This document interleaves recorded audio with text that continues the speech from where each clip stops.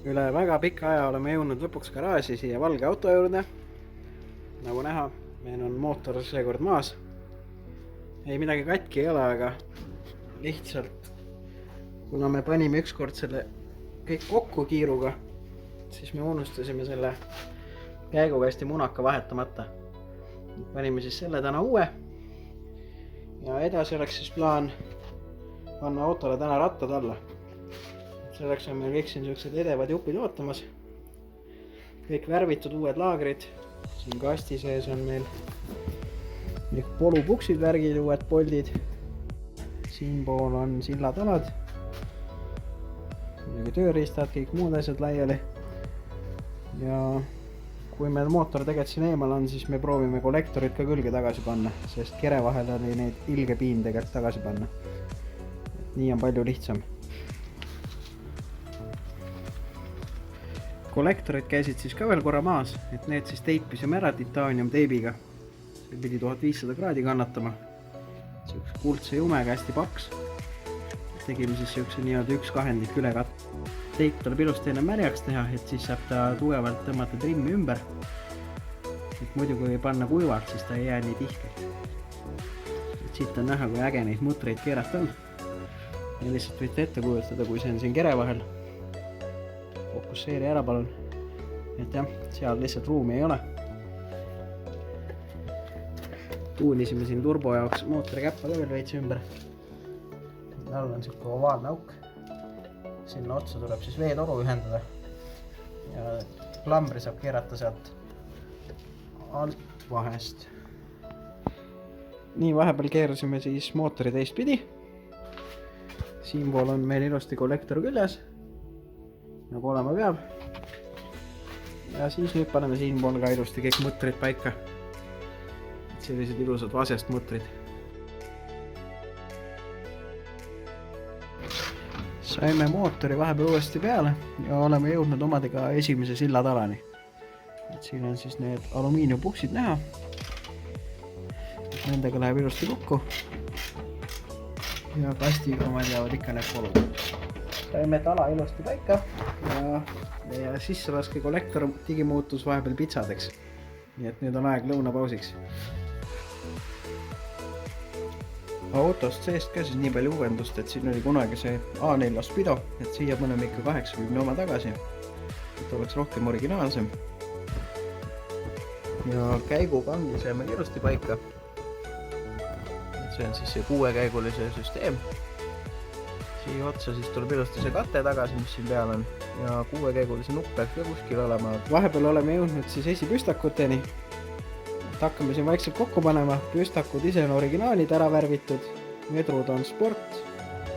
Padjad on varuosa, mutikad ka. Ja amordid on ka sellised kollased sportamordid. Proovime siis kõik selle komplekti kokku saada. Püstakud on juba siin all. Teisel pool on sama vaatepilt.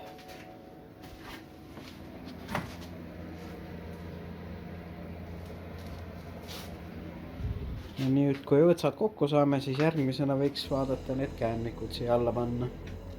Vahepeal saime esisilla valmis. Need kettad jää, see on lihtsalt prooviks. Et kas meie arvutused ja asjad kõik sobivad, aga tundub, et kõik kaugused asjad on õiged. Aga jah, selline siis eestots on. Proovime siit alt vaadata paremini.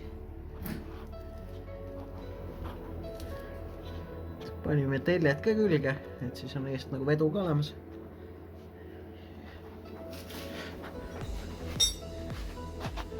Järgmisena alustasime siis tagasillaga, et panime siin tala ja tihveri kinnituse ja stabika juba paika. Osa juppe on seal nurgas ja ülejäänud ootavad siin.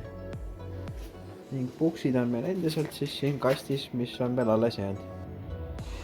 Tagasilla osas saime siis praegu viimase asjana amordid kokku. Need asjad jäävad siis ootama järgmist päeva. Tänaseks küll tehtud. Jätkame siit, kus siis ennem pooleli jäi. Et keerasime siis tagumistele püstakutele ülemised õõtsad külge. Nagu näha, sillatala on auto eest kadunud. Selle viisime siis auto alla. see läks siis alumiiniumpuksidega ilusti kere külge. Ja nüüd, kus siin seda paaki enam auto all ei ole, on ruumi ikka kõvasti rohkem. See Differi Kronstein on ka siin juba ootamas. Esimene osa on ka. Kuid nüüd vahepeal paneme need püstakud paika, siia kus see tühi valge ruum on. Ja siis vaatame juba edasi.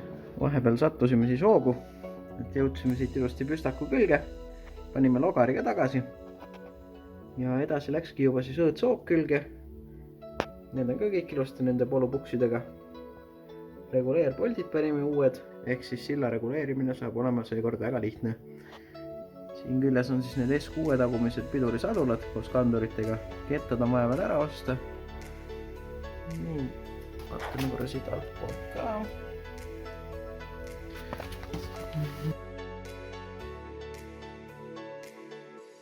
Siit poolt samamoodi, püstak külge, logar külge.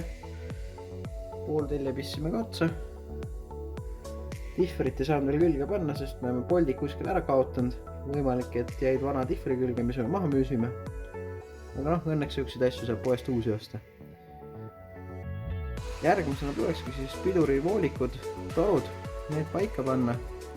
Differ paika panna, pidurikettad osta ja klotsid. Ja siis saaks autole põhimõtteliselt rattad alla.